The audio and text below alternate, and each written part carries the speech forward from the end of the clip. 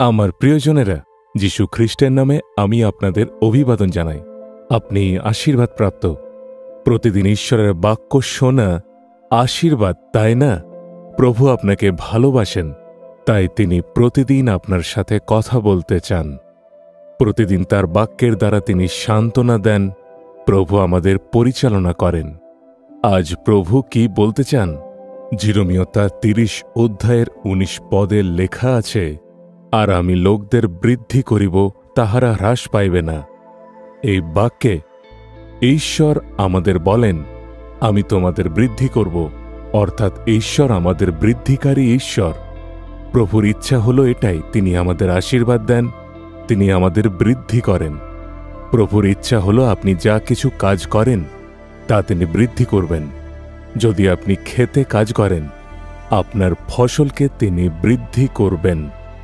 যদি আপনি ব্যবসা করেন, প্রভু সেই ব্যবসায় এমন আশীর্বাদ দিতে থাকবেন, সেই ব্যবসা বিপুল হারে সর্বদা বৃদ্ধি পাবে। যদি আপনি কাজ করেন, যেখানে কাজ করেন সেখানে আপনার পদোন্নতি হবে।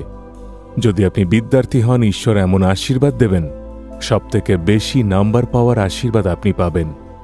যদি আপনি কঠিন পরিশ্রম করে সেবার কাজ করেন, ঈশ্বর প্রতিশ্রুতি দেন, আমি আত্মাকে বৃদ্ধি করব।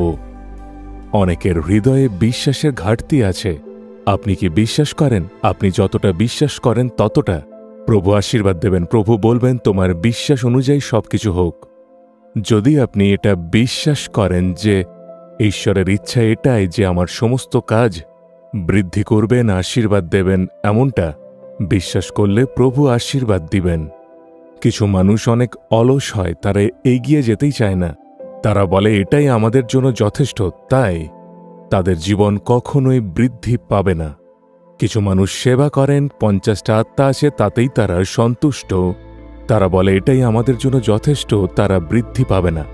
তাদের হৃদয়ে এই বোঝ থাকে না যে আরও মানুষ যিশুকে জানুক, আরও মানুষ যিশুর কাছে আসুক। সেই মণ্ডলী বৃদ্ধি পাবে না। যে প্রকৃতই বৃদ্ধি পেতে চায় সেই মণ্ডলী অবশ্যই বৃদ্ধি পাবে। ঈশ্বর বৃদ্ধি প্রদানকারী ঈশ্বর। একজন ব্যবসায়ী ভাইকে আমি জানি। সেই ভাই বলে, আমরা নূতন কারখানা খুলতে চলেছি, প্রার্থনা করে শুরু করার জন্য আমাকে ডাকে। আমি যাই। গ্রামের মধ্যে ছিল, কিন্তু সব থেকে বড় কারখানা ছিল। অনেক বেরোজগার লোকেরা সেখানে কাজ পায় এবং ঈশ্বর অনেক আশীর্বাদ দিয়েছেন। আমি আনন্দের সাথে প্রার্থনা করে ফিরে আসি। সেই ব্যক্তি 2য় বছর আসেন এবং বলেন, আরেকটা কারখানা আমরা বানিয়েছি, আপনি আসবেন প্রার্থনা করতে। আমি খুবই আশ্চর্য হয়েছিলাম। আমি আনন্দের সাথে গিয়েছিলাম এবং প্রার্থনা করে আশীর্বাদ দিয়ে ফিরে আসি। তাই ঈশ্বর নিজের লোকেদের বৃদ্ধি প্রদানকারী ঈশ্বর।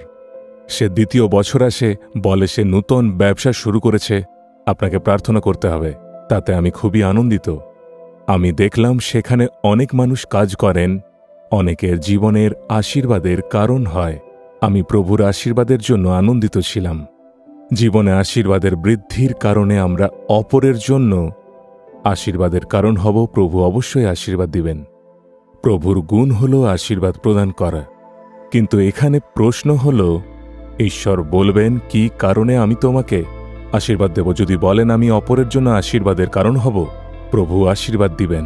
এক্ষুনি ঈশ্বরকে বলুন, হে প্রভু, তুমি প্রতিজ্ঞা করেছ, সেই প্রতিজ্ঞা অনুসারে আমাদের আশীর্বাদ দাও, আমাদের বৃদ্ধি করো। প্রভুর প্রতিজ্ঞা অনুসারে প্রার্থনা করলে আজই আপনার জীবনে প্রভুর কার্যকে দেখবেন। হাত আমরা তুলে বলবো, হে প্রভু, তুমি প্রতিজ্ঞা করেছ যে আমি তোমাদের বৃদ্ধি করব, অর্থাৎ তুমি আমাদের আশীর্বাদ বৃদ্ধি করবে। হে প্রভু, আমি বিশ্বাস করি এবং এরা সবাই বিশ্বাস করে, তুমি আশীর্বাদকে বৃদ্ধি করা ঈশ্বর অবশ্যই পূর্ণ করবে। Amen, amen.